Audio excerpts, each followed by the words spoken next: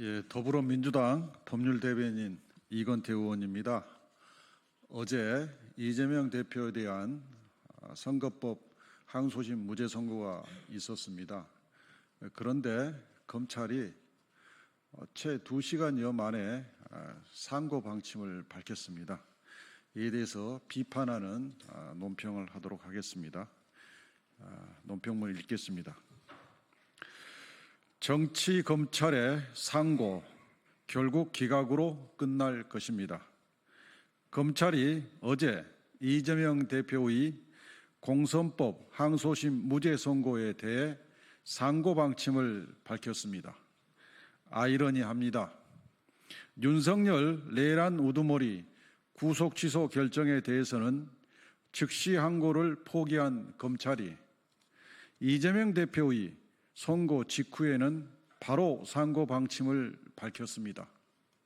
정치 검찰임을 자백한 꼴입니다. 그 오만함도 극에 달했습니다. 검찰은 윤석열 대통령의 정적인 이재명 대표를 죽이기 위해 자의적으로 공소사실을 만들어 정치 기소를 했습니다. 처음부터 억지 기소였습니다. 항소심 재판부의 현명한 판단으로 정적 죽이기 기소에 제동이 걸렸습니다.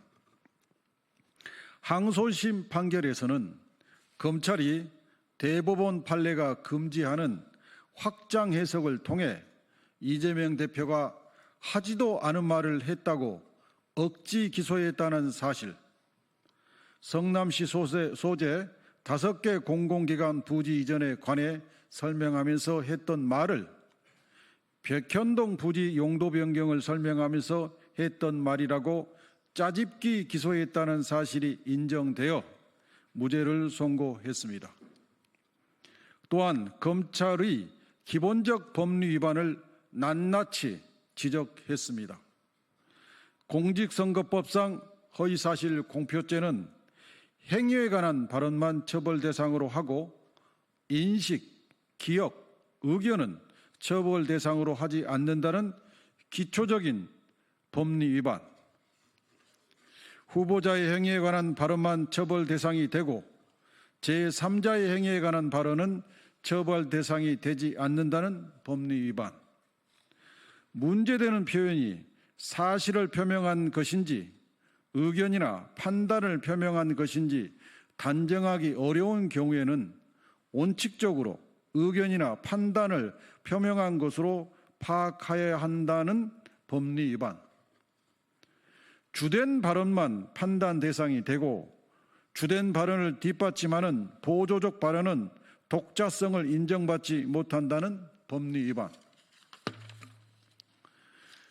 피고인 발언에 목적을 추론하고 다시 이에 따라 발언의 의미를 새기는 것은 사후적 추론에 따라 외연을 확장하는 것에 해당하여 문제된 표현을 접한 일반 선거인의 관점에서 표현의 의미를 새겨야 한다는 법리의 정면으로 배치된다는 대법원 판례 위반, 다의적으로 해석될 수 있는 발언에 관하여 다른 합리적 해석의 가능성을 배제한 채 공소사실에 부합하는 취지로만 좁게 해석하여 의심스러울 때는 피고인에게 유리하게라는 형사법의 기본 원칙을 위반했다는 것입니다.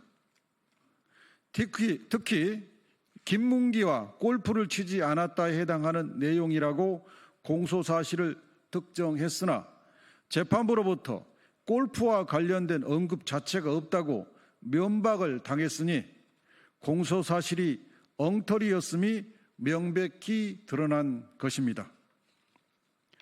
검찰의 상고는 기각될 수밖에 없습니다. 항소심 무죄 판결은 허위사실 공표죄에 관한 대법원 판례를 총동원해 법리 판단을 정밀하게 했을 뿐만 아니라 전체 발언을 증거에 기반해 종합적으로 판단했고 사실 인정 또한 정확하게 했습니다. 이의를 제기할 수 없는 완성도 높은 판결입니다. 우리 국민은 이번 무죄 판결을 통해 검찰의 정적 죽이기 수사 및 기소의 실상을 알게 되었습니다. 검찰이 정적 죽이기 수사, 기소를 중단하지 않으면 마침내 국민의 혹독한 심판을 받게 될 것입니다. 이상입니다. 감사합니다.